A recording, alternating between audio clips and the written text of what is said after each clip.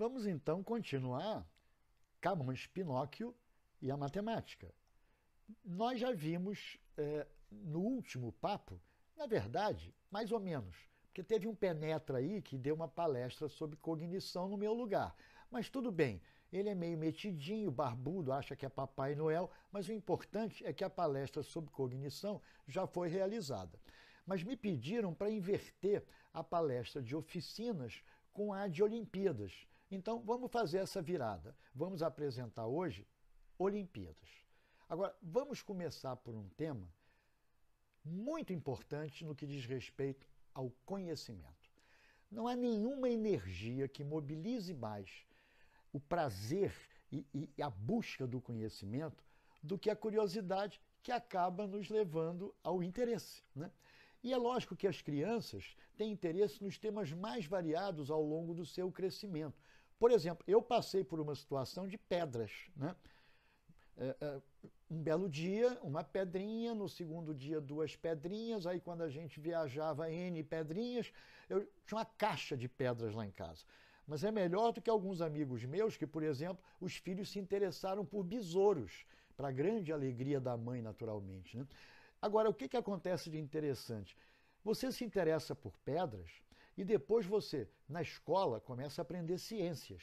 Aí você começa a descobrir as moléculas e que os minerais, as pedras, se cristalizam de uma certa forma. Você vai crescendo, aprende poliedros, aprende que existem formas cristalográficas, né, interessantes. Por exemplo, uma é o prisma hexagonal, que lembra as colmeias de abelha. Ou seja, o interesse e a curiosidade gera cada vez mais conhecimento.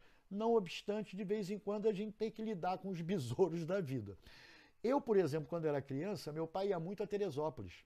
E lá tem um orquidário com orquídeas que são flores absolutamente extraordinárias, né? Com formas esquisitíssimas. Então, por exemplo, essa orquídea, ela tem um nome óbvio, coro de mococo.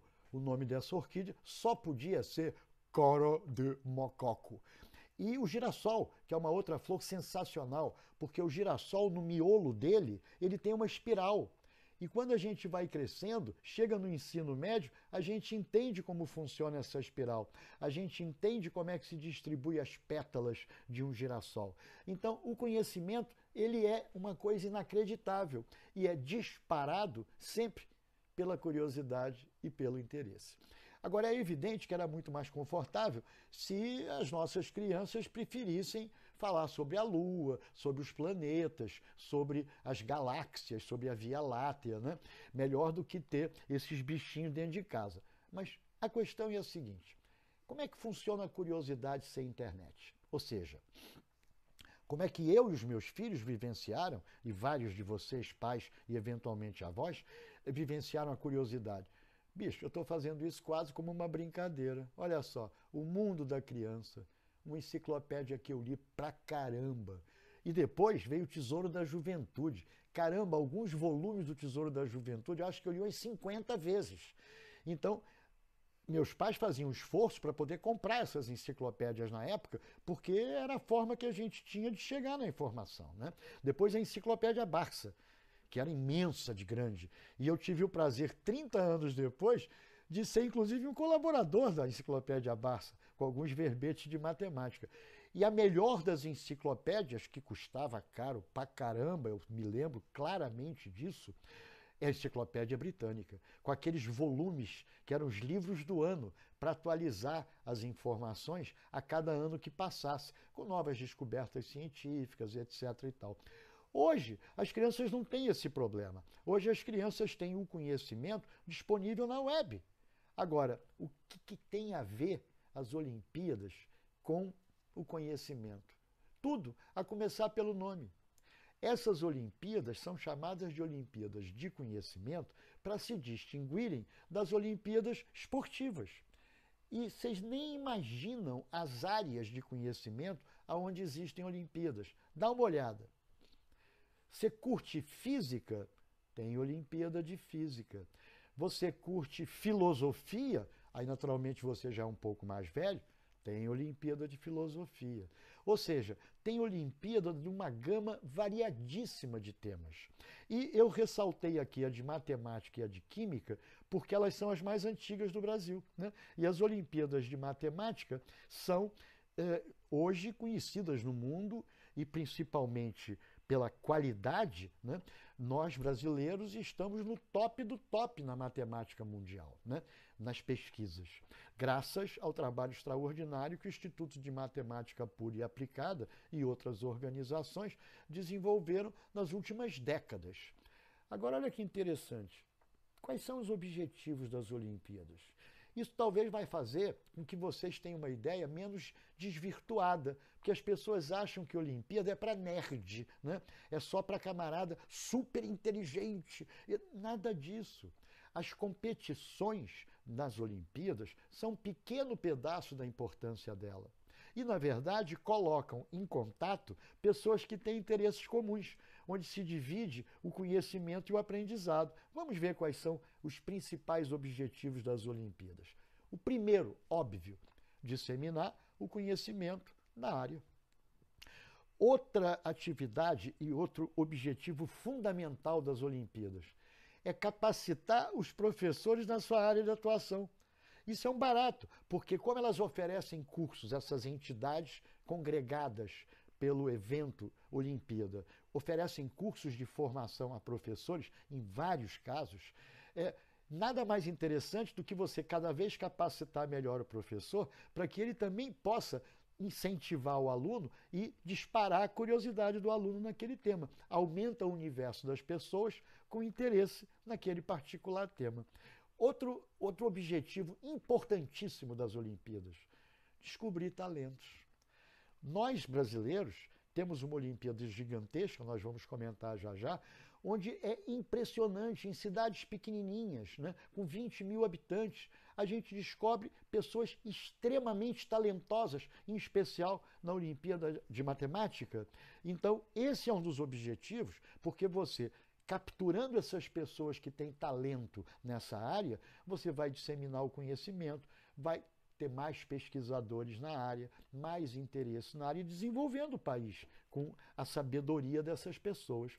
Uma outra ação importantíssima, que é quase que burocrática, mas é vital, é que as organizações de um particular país, quando desenvolvem as suas Olimpíadas, são elas que escolhem os representantes do país nas Olimpíadas internacionais. Então, a Olimpíada Internacional de Matemática, Olimpíada Internacional de Robótica e assim por diante. Agora vamos ver a quem se destina essas Olimpíadas todas, né?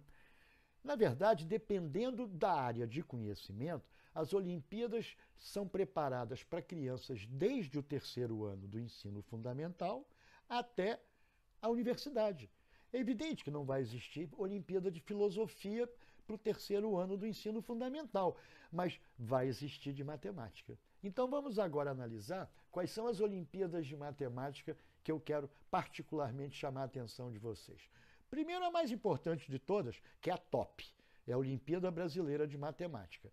Hoje, ela convida pessoas que têm participação nas outras Olimpíadas, em especial na Macro-Olimpíada Brasileira, que é a das escolas públicas, para se candidatarem a participar da Olimpíada Brasileira de Matemática. Essa Olimpíada vai acontecer agora em novembro. A Olimpíada Brasileira de Matemática das escolas públicas, ela foi adiada. Essa é uma mega Olimpíada, a maior Olimpíada de Matemática do mundo. Milhões de alunos se inscrevem e milhões de pessoas, pelas cidadezinhas menores do mundo, se descobrem talentos escondidos nos recantos mais distantes do país. É emocionante o efeito que essa Olimpíada traz de benefício para o Brasil. Ela foi adiada, esperando-se ver como é que vai rolar a questão da pandemia e da volta das escolas, etc. A Olimpíada de Matemática do Estado do Rio de Janeiro, essa foi cancelada. Essa os organizadores acharam melhor cancelar. Mas a Olimpíada Canguru, que é a que tem uma afinidade muito grande com a questão da cognição, que eu já mencionei para vocês, essa vai ser realizada daqui a 30 dias, uma segunda versão dela. E ela atua desde o terceiro ano do ensino fundamental até o terceiro ano do ensino médio. O que nós estamos preparando de surpresa para vocês? Quer dizer, o que tem as Olimpíadas Canguru que a ver com o Camões? Nós vamos desenvolver um trabalho do sétimo ano do ensino fundamental até o segundo ano do ensino médio. A ideia qual é? São 3 níveis de prova. Né? Nós temos a prova tipo B, tipo C e tipo J. J é júnior. Então, sétimo e oitavo anos do ensino fundamental fazem uma prova. Nono ano faz outra prova e primeiro e segundo faz outra prova. Mas é interessante que os aspectos relevantes que são exigidos de talento, de cognição na prova do primeiro e segundo ano, eles também têm que conhecer o que é exigido na do nono, que por sua vez tem que conhecer o que é exigido no sétimo e oitavo, porque o conteúdo, digamos assim, genérico, ele é cumulativo. Então, qual é a surpresa nossa? Eu vou desenvolver uma série de atividades coordenadas pelo professor Diógenes, ligada à Olimpíada Canguru. Então, nós vamos ter aulas ao vivo, nós vamos ter aulas gravadas e vamos ter outras surpresas para vocês. Mas não vamos esquecer do seguinte, as inscrições, elas se encerram nessa sexta-feira. E as inscrições são feitas através da escola.